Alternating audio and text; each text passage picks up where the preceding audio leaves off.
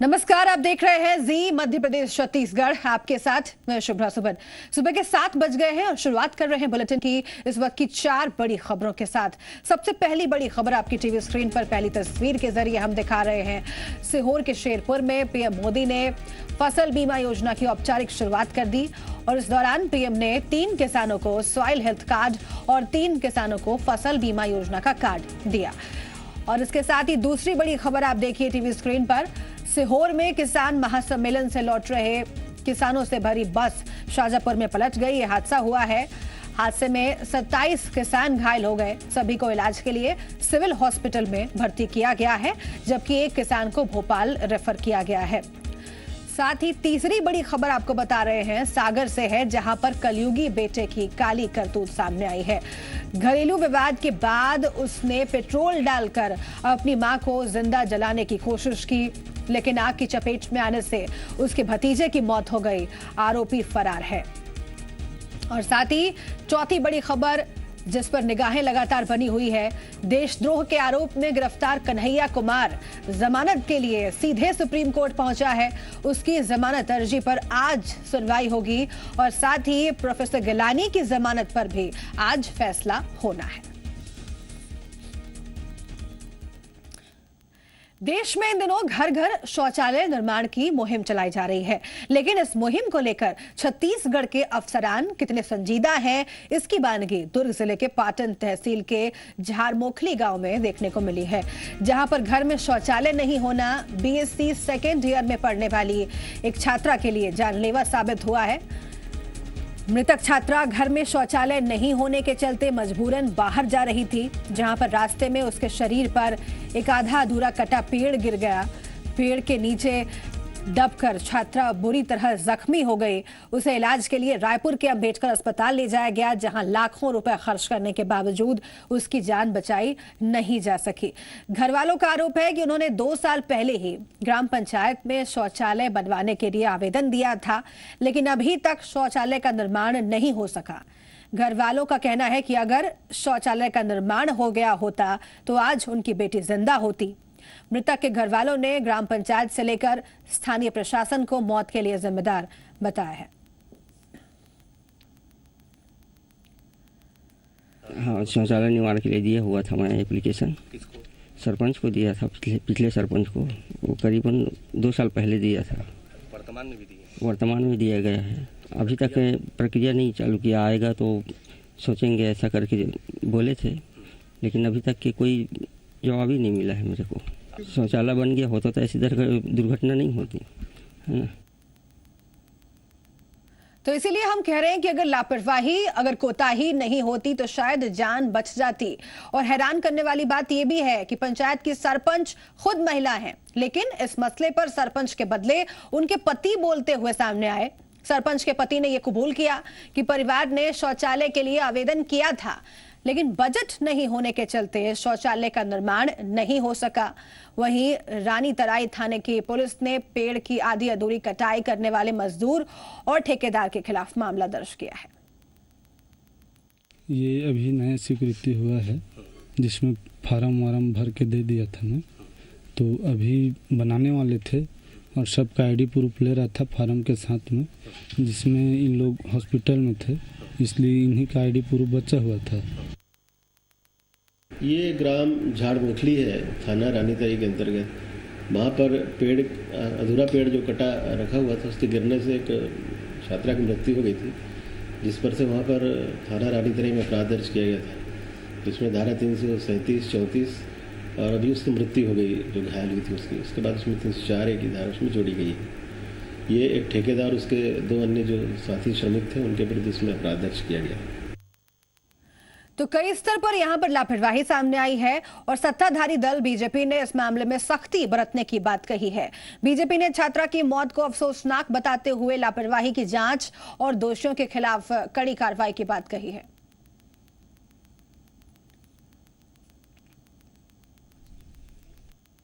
उस बालिका के निधन की बात है, वृक्ष का गिरना, और ये बड़ी दुखद घटना उसको कहा जाएगा। यदि कोई विलम्ब हुआ है तो निश्चित रूप से जांच का और दंडित करने का विषय है कि यदि उसने जो हितग्राही है वो चाहता है कि मेरे यहाँ शौचालय बने और उसमें विलम्ब किया गया है, तो दोषी अधिकारियों के खिलाफ कार्रवाई की जानी चाहिए। हालांकि प्रतिक्रिया देने में सियासी दल कोई भी पीछे नहीं है। कांग्रेस पार्टी ने शौचालय नहीं होने के चलते छात्रा की मौत को अफसोसनाक बताया है। प्रदेश प्रवक्ता सुशील आनंद शुक्ला ने सूबे के अधिकारियों पर शौचालय निर्माण में कोताही बरतने का आरोप लगाया है।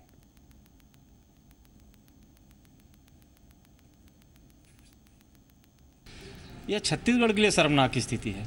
पूरे देश में प्रधानमंत्री नरेंद्र मोदी की सरकार, भारतीय जनता पार्टी की सरकार स्वच्छता अभियान का ढिंढोरा पीट रही है और गांव-गांव में, घर-घर में शौचालय बनाना इनका मेगा प्रोजेक्ट है, जिसके बारे में प्रधानमंत्री जी लगातार समाचार माध्यमों में बोलते रहते हैं। छत्तीसगढ़ में इस शौचालय निर्माण की दिशा में लगातार भ्रष्टाचार की बातें, कोताही की बातें, लापरवाही की बातें सामने आती हैं। तो तमाम सवाल खड़े हो रहे हैं इस पूरे वाकये के बाद जो हम आपके सामने रख रहे हैं। सबसे पहला सवाल ये है कि कब सुधरेगा लापरवाह सिस्टम। जी हां, सिस्टम की जवाबदेही बनती है। कब सुधरेगा सिस्टम? 2 साल पहले आवेदन, फिर भी शौचालय का निर्माण क्यों नहीं किया गया? छात्रा की मौत का जिम्मेदार आखिर कौन है, किसे माना जाए? क्या ग्राम पंचायत और स्थानीय प्रशासन के खिलाफ कार्रवाई नहीं होनी चाहिए? ये बड़ा सवाल है। महिला सरपंच की पंचायत में बेटियों के लिए शौचालय क्यों नहीं है? आगे बढ़ रहे हैं और बात कर रहे हैं धमतरी की, जहां पर एक परिवार ने अपनी बेटी को बचाने के लिए अपनी जमीन तक बेच दी, लेकिन इसके बाद भी वो परिवार अपनी बेटी के इलाज का खर्चा नहीं उठा पा रहा है। लड़की के दिल में छेद है। ऐसे में अब ये परिवार अपने घर की लक्ष्मी के इलाज के लिए सरकार से मदद की गुहार लगा रहा है।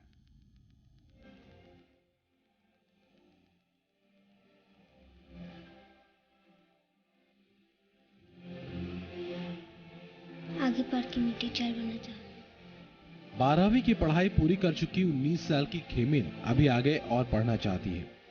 कॉलेज की पढ़ाई पूरी कर टीचर बनना चाहती है, लेकिन खेमिन का ये सपना पूरा होने में सबसे बड़ी रुकावट है इसकी बीमारी।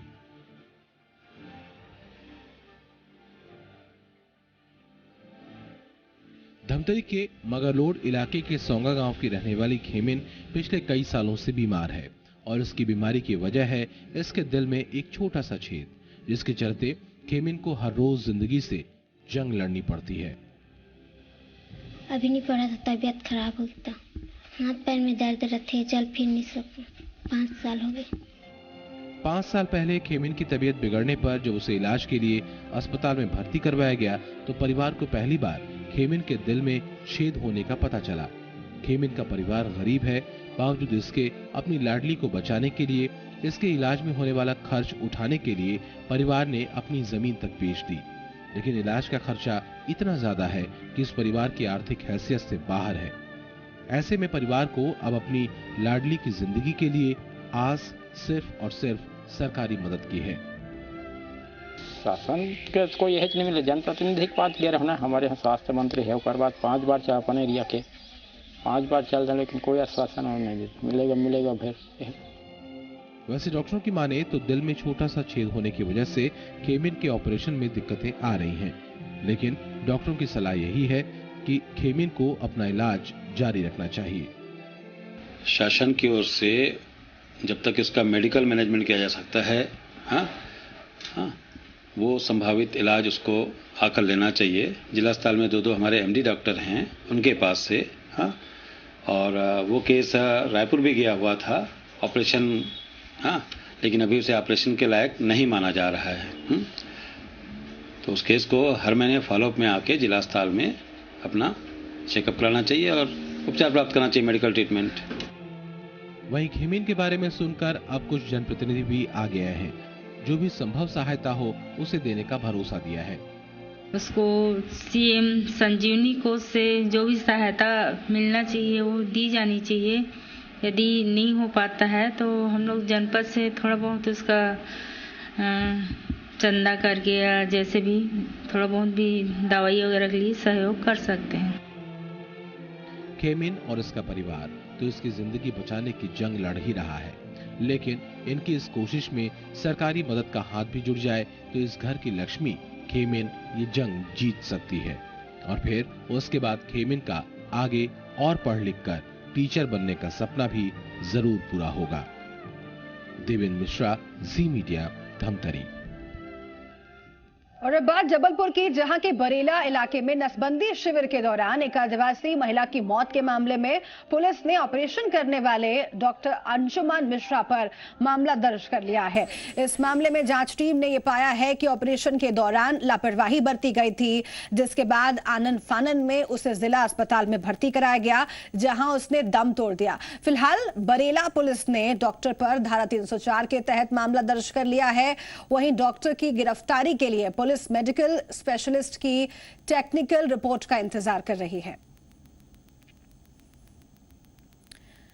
धार जिले के कुक्षी और डही के ब्लॉक मेडिकल ऑफिसर्स को पल्स पोलियो अभियान में गड़बड़ी का दोषी पाया गया है। सीएमएचओ ने जांच में दोषी पाए जाने पर कुक्षी के बीएमओ के सोनी से 65,000 रुपए और डही के बीएमओ जेएस पवार से 50,000 रुपए की वसूली के आदेश दिए हैं। दरअसल आरटीआई एक्टिविस्ट सुनील सावंत ने दोनों बीएमओ से साल 2011 से 2014 के बीच पल्स पोलियो अभियान के दौरान प्रचार प्रसार में खर्च की गई राशि की जानकारी मांगी थी, लेकिन जानकारी में गड़बड़ी पाई गई। ऐसे में सुनील सावंत ने हाईकोर्ट की इंदौर बेंच में इस मामले की शिकायत की।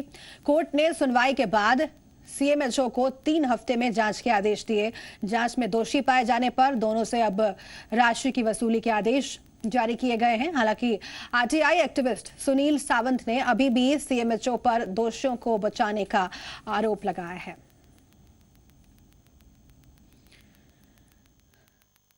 निर्दोष लोगों को उन्होंने पकड़ा, उसकी जांच करके जहां भी आपके कार्यालय में अगर कैमरे लगे थे उसको देख के और उन पर कार्रवाई की जाए। जिन्होंने अशांति फैलाने का प्रयास उन पर कार्रवाई की जाए, और जो है अगर नहीं करेंगे तो आगे हम अपना आंदोलन का रास्ता ढूंढेंगे। अगली खबर है खरगोन से, जहां के बमनाला सिलदा गांव में 100 से ज्यादा लोग फूड पॉइजनिंग के शिकार हो गए। गांव में शादी समारोह में बासी भोजन खाने के बाद लोगों को उल्टी, दस्त और पेट दर्द की शिकायत शुरू हो गई। आनन फानन के 40 से 50 लोगों का गांव में ही इलाज शुरू किया गया। कई मरीजों को खरगोन लाया गया और जिला अस्पताल में भर्ती कराया गया। फिलहाल सभी मरीजों का इलाज हो रहा है। तबीयत खराब होने वाले लोगों में बच्चे और महिलाएं भी शामिल हैं।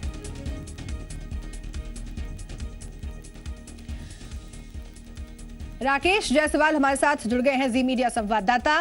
राकेश, कहां पर यह वाकया हुआ है, क्या बताया जा रहा है? इतने लोगों की एक साथ तबीयत खराब हो गई और जो बीमार लोग हैं उनकी हालत कैसी है? जी सुब्रा, ये जो खरगोन के पास ही बमनाला है, वहाँ पे नजदीकी सेलदा गांव है। यहाँ पर एक शादी समारोह में देर रात में जो भोजन किया था लोगों ने, उसे खाने के बाद ही ठीक है जो भी गांव के लोग थे वो सभी लोगों को उल्टी, दस्त और पेट दर्द की शिकायत होने लगी।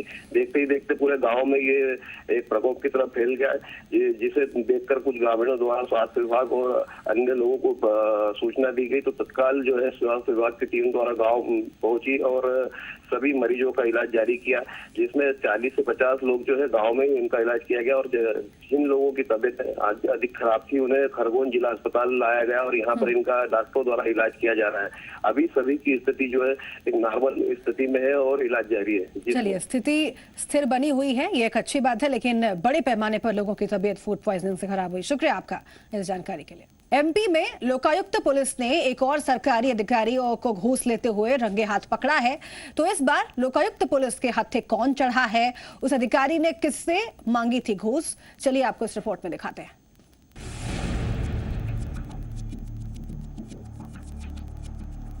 स्टेट कोऑपरेटिव सोसाइटी के इस दफ्तर पर गुरुवार दोपहर लोकायुक्त पुलिस ने छापा मारकर एक और सरकारी घूसखोर को बेनकाब कर दिया।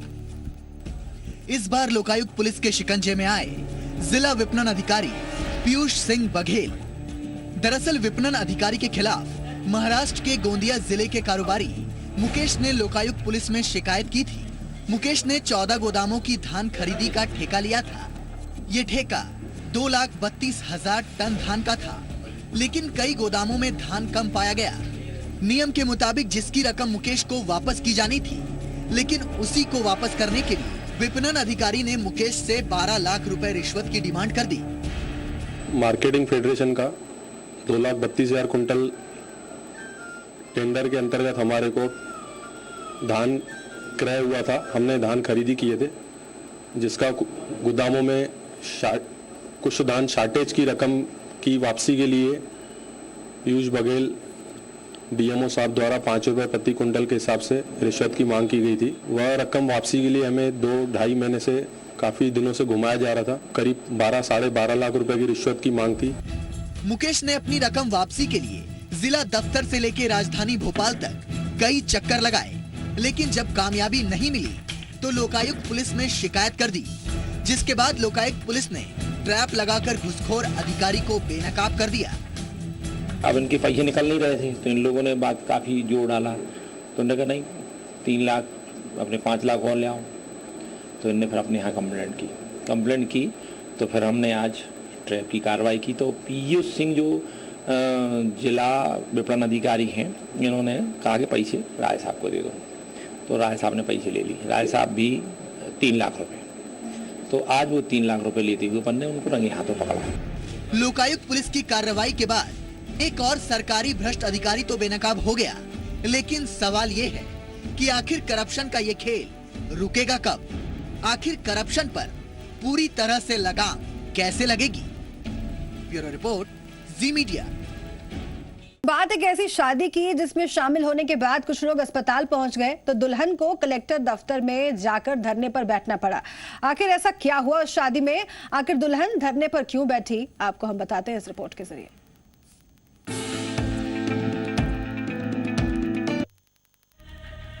जिसके नाम की हाथों में मेहंदी लगाई थी,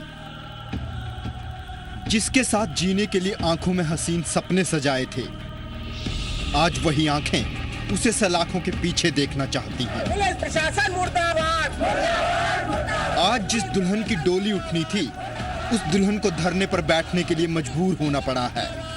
बोलने लगे कि हमें मतलब 2 लाख रुपए दो और गाड़ी भी चाहिए, तो हमारे पास इतने हते नहीं। मामला विदिशा के गुलाबगंज इलाके का है, जहां आरती का उज्जैन के रहने वाले तेज सिंह के साथ विवाह होना था, लेकिन वरमाला होने से पहले वहां हड़कंप मच गया। आरोप है कि दूल्हे और उसके पिता ने 2 लाख रुपए नगद और गाड़ी देने की मांग कर दी। दुल्हन पक्ष ने दूल्हे वालों को समझाने की कोशिश भी की, लेकिन उनकी आंखों पर दहेज के लालच की पट्टी बंध चुकी थी। वरमाला कहले तब होगी, कहले पहले मुझे 2 लाख रुपए चाहिए, मुझे पूरा दहेज चाहिए। तो मैं सर मेरी कोई बातें नहीं है, तुम्हारी मेरी कोई बातें नहीं है। मैंने साहब थोड़ा बहस करा तो वो तो मारने पीटने लगे। बातचीत विवाद में बदल गई और विवाद खूनी संघर्ष में तब्दील हो गया। इतना ही नहीं, दूल्हे ने अपनी होने वाली सास पर भी चाकुओं से हमला कर दिया। फिलहाल लड़की की मां को गंभीर हालत में जिला अस्पताल में भर्ती करवाया गया है। उनने गाली दी, जिसके बाद में उनने मारा पीटा और छुरी चाकू भी मारे। कितने लोगों को मारा? 10 लोगों को मारा है। आपके कहाँ मारा? हमारे इस जांग में 3 जगह मारा है। कहाँ से मारा? चाकू से। इस खूनी संघर्ष में 7 लोग और भी घायल हो गए। वहीं इस बीच बाराती और दूल्हा वहां से रफू चक्कर हो गए। ये पूरा मामला गुलाबगंज थाने तो पहुंचा, लेकिन यहाँ पर भी लड़की वालों को निराशा ही हाथ लगी, जिसके बाद दुल्हन पक्ष ने कलेक्टर ऑफिस पहुंचकर इंसाफ की गुहार लगाई। पीड़ित पक्ष ने गुलाबगंज थाना प्रभारी को निलंबित करने के साथ साथ दहेज लोभियों को गिरफ्तार करने की मांग की। जांच करा के दोषी जो लोग हैं उनके खिलाफ कार्रवाई कराएंगे। और अभी जितना प्रारंभिक तौर से पता लगा कि शराब पी के गाँव में कोई विवाद हुआ था दोनों पक्षों में, और उसके बाद फिर वो रिपोर्ट के लिए गए। अब कार्रवाई क्या क्या हुई है इसमें मैं पता करता हूँ, और मैंने नगर पुलिस अधीक्षक कोतवाली को इसमें जांच के लिए निर्देशित किया। वो आकर इनसे बात करके जांच करेंगे और जो भी होगा उस पर वैधानिक कार्रवाई की जाएगी। इस मामले ने एक बार फिर दहेज प्रथा की कड़वी सच्चाई को सबके सामने लाकर रख दिया है। आखिर तमाम कोशिशों के बावजूद ये कुरीति समाज से दूर क्यों नहीं हो रही? अमित श्रीवास्तव, जी मीडिया, विदिशा।